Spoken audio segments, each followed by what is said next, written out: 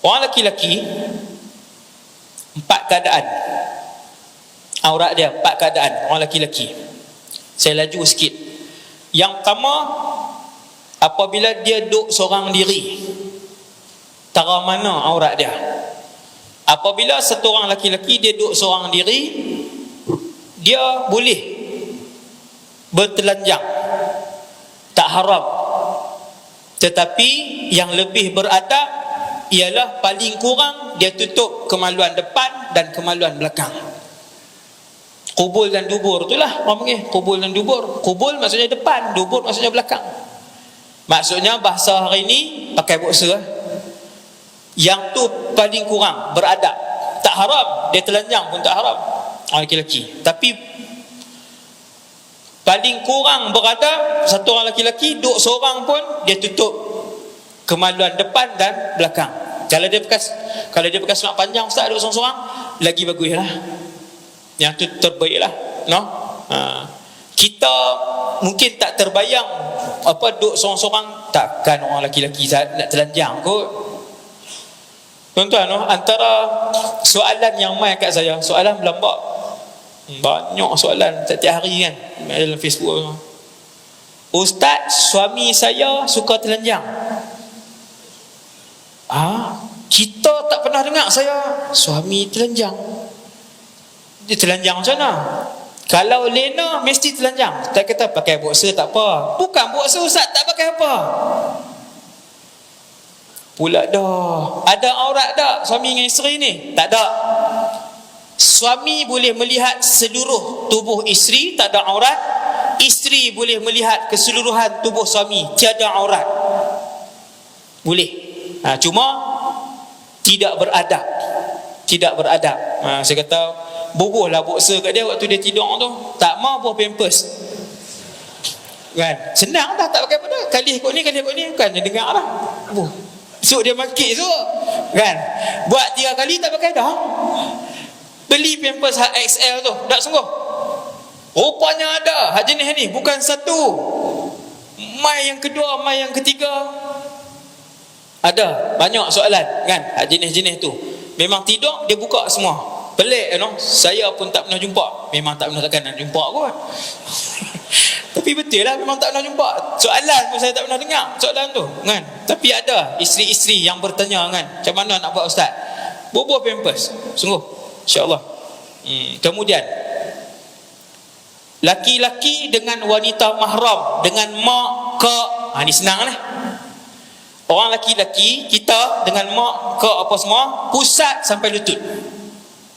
Yang tu wajib tutup. Pusat sampai lutut. Boleh tak pakai baju depan mak, kak kita, kak kita? Boleh.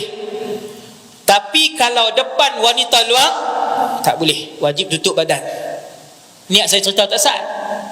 Tu nombor 2. Nombor 3, keadaan orang laki-laki, iaitulah laki-laki dengan wanita ajnabiyah, perempuan luar.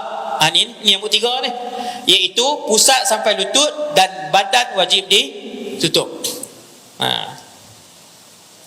Kemudian keadaan keempat, iaitulah dengan isteri, tiada aurat. Orang perempuan pula, keadaan aurat orang perempuan. Yang pertama, orang perempuan dengan suami, wanita dengan suami, tiada aurat. Orang perempuan ada 5 keadaan dia. Yang kedua, wanita satu orang perempuan dengan orang perempuan Islam yang lain. Dengar tuan-tuan, pelik ni, tapi ini ilmu. Satu orang perempuan dengan orang perempuan Islam yang lain, Islam, pusat sampai lutut saja.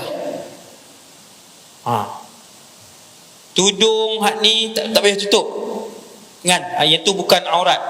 Kemudian orang perempuan dengan orang perempuan yang bukan Islam, yang ni ramai tak tahu. Satu orang wanita Islam dengan wanita bukan Islam, jawapan dia seluruh tubuh kecuali muka dan tapak tangan. Satu orang perempuan Islam depan kawan dia bukan Islam, perempuan, boleh tak buka tudung? Tak boleh. Kepala aurat. Ramai dia ingat kepala, bukan, dah sama-sama perempuan, aurat. Wajib tutup. Buka juga ustaz, haram. Hasbunallah wa ni'mal wakil. Itu yang ketiga. Yang keempat, orang perempuan dengan lelaki mahram, dengan ayah, dengan abang, adik laki-laki, pusat sampai lutut. Macam pelik tu. Tapi jangan buat lah. Walaupun dengan mahram kita, zaman hari ni tak boleh pakai lah. Zaman hari ni kena tutup kan. Macam-macam zaman hari ni. Tetapi hukum asal begitu.